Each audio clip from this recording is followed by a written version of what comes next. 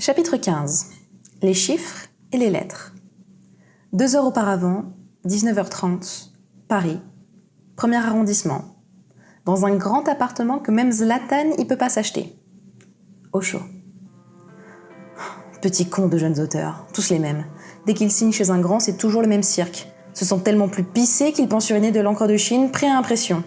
Et encore, celui-là est précoce. D'habitude, c'est au bout du 2e succès qu'ils se mettent à m'emmerder. Dure la vie d'éditeur. Le respecté et respectable monsieur Marc de Boubouquin, éditeur de renom, puisque son père a fondé la célèbre maison éponyme, est assis dans son grand salon sur son canapé en plume de condor, resplendissant dans son pyjama en fourrure de zibeline et ses chaussons en cachemire de gorille devant une délicieuse omelette aux œufs de cachalot. Drapé dans l'atmosphère feutrée de son palais pariso-néronien, dégoulinant de toiles bazardo-métalliques, de bois dorés médiévaux pillés dans des églises et de statues de l'île de Pâques, le tout posé sur une épaisse moquette en poil de panda, il suit vaguement cet authentique film d'auteur des années 80. Un polar social intitulé Sacrée besogne à l'usisine. La vidéo distille de curieux vagissements féminins et ruminements masculins, et quand il prend le temps de regarder ce court-métrage vintage, regorge de distrayants brushing pubiens, étonnamment survolumineux, poêlés à l'ancienne au bigoudi de grand-maman. Il fait rouler les glaçons dans son thé au gingembre. C'est l'hiver. Mais bon, quand même. Sa femme a tendance à surchauffer la maison.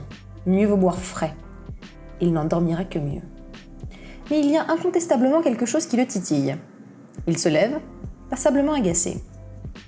Longtemps qu'on ne lui avait pas raccroché au nez.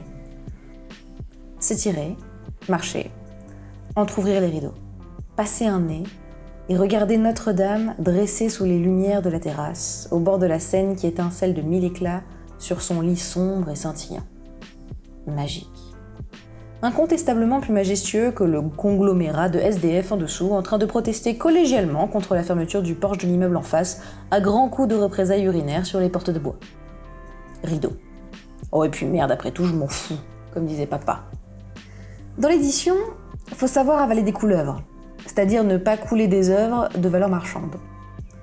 Vu ce qu'il est parti pour vendre ce hatchet, tant qu'il remplira mes poches, je serai prêt à lécher le fond des siennes. Il est bien parti pour faire manger n'importe quoi à ses lecteurs. Tiens, ça me donne une idée là. Acheter du Hachette. C'est bon ça, c'est vendeur. Qu'est-ce que tu dis mon chéri ? Une voix félino-féminine qui sort de la salle de bain portée par les volutes d'un nuage de vapeur empestant les huiles, baumes, crème de bain moussant. Un tsunami façon hammam s'abattant sur une parfumerie duty-free. Aude Cologne, sa femme. Ancienne danseuse au lido, c'est une blonde pulpeuse dont le ramage se rapporte à son plumage, à son maquillage, à son soin anti-âge, son débraillage, son culturage, son décolorage, son décolletage et bien évidemment, son écartage.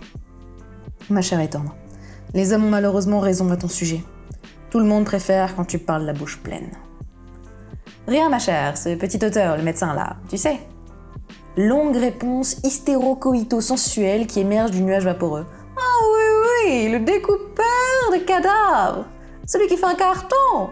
J'ai adoré son livre.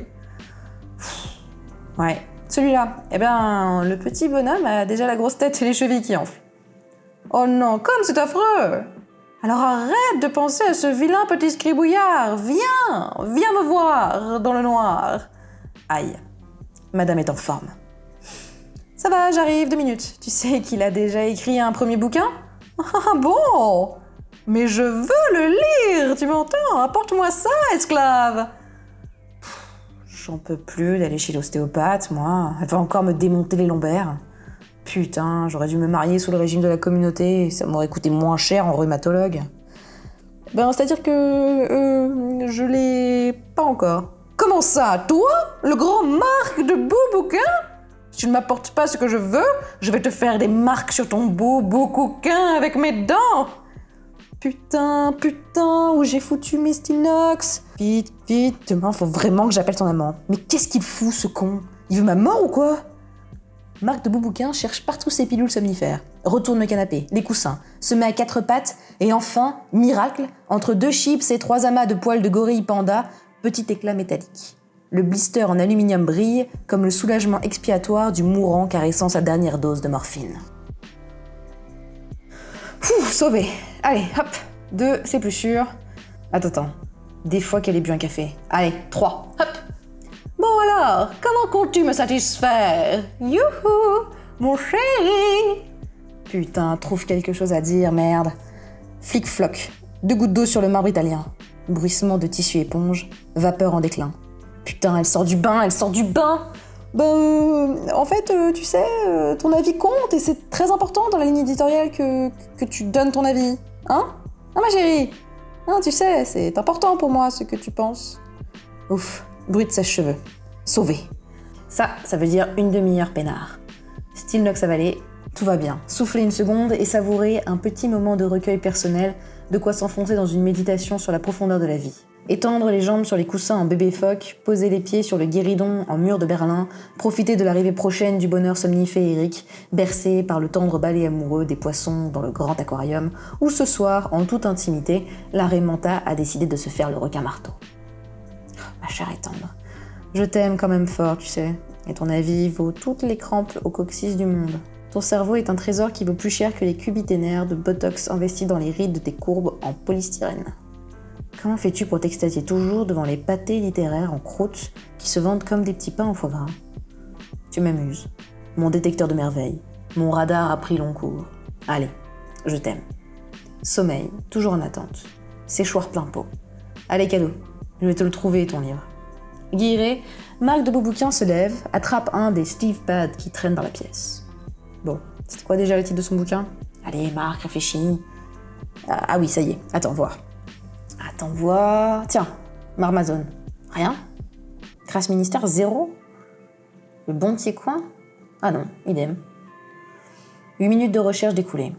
Deuxième phase de séchage et quelques bruits de décapsulage de produits de beauté. Faudrait quand même lui trouver son petit quelque chose avant de s'endormir, ça fera bien. Et il lui laissera le bon de commande sur son peignoir en écrivant « Je t'aime, mais j'ai trop travaillé, je dors. Alors voilà un petit cadeau. » Plan parfait, tout le monde sera content et l'honneur sera sauf.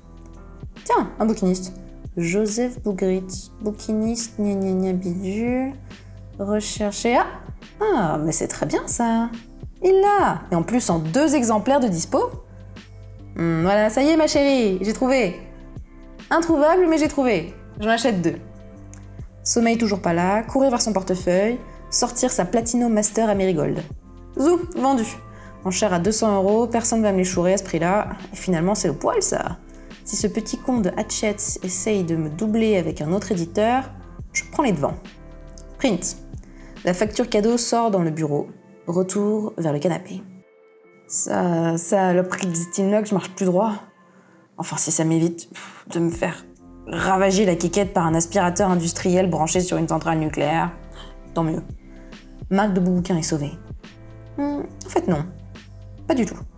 Chérie! Mais tu es un coquin! Wouhou! Mais qu'est-ce que... Mais merde! Il n'arrive pas à marcher droit pour une toute autre raison. Une raison mécanique. Entre ses jambes, ça coince. Merde! Ouah, mon tigre! Tu as pris 3 comprimés de Viagra! Tout ça! Waouh! C'est la fête ce soir! Viens ici! Putain, bon, reste calme. Où est-ce que j'ai noté le numéro de l'ostéopathe, moi?